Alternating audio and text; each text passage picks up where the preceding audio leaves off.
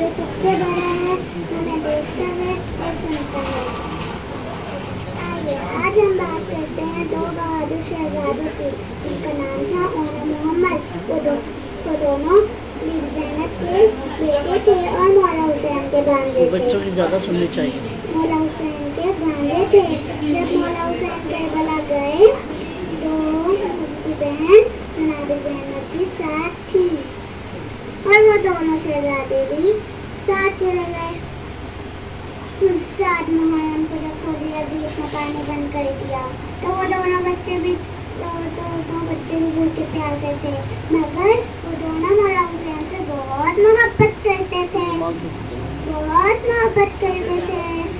रात को जब बीबी ज़ैनब ने उन दोनों को अपने पास बिठाया और बहुत प्यार से बताया, आप जानते हैं हम करबला क्यों आए हैं? हम हक और सच के साथ हैं। मौला हुसैन सिर्फ आपके मामू नहीं बल्कि हक के इमाम हैं। कौन ने कहा हम लड़ेंगे? मोहम्मद ने कहा हम कुर्बानी देंगे। ज़ैनब ने फरमाया जी बिल्कुल, आप लड़ेंगे ईमानदारी से, सिर्फ दीन के लिए तलवार उठाएंगे। बर मोहम्मद वाली मोहम्मद सलावत। छोटी जाकरा की सेहत और सलामती के लिए बुलंद कर सलावत।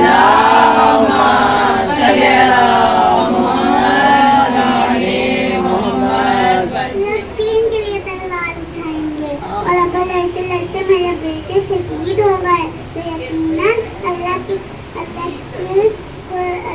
दीन के लिए कुर्बान होंगे। अल्लाह के दीन के लिए कुर्बान होंगे।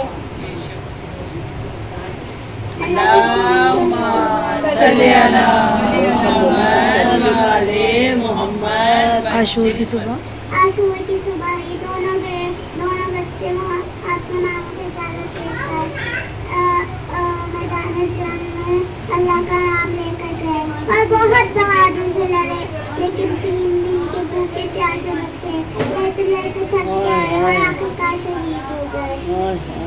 इससे हमें सबक मिलता है कि हमें सिर्फ हक और सच का साथ देना चाहिए।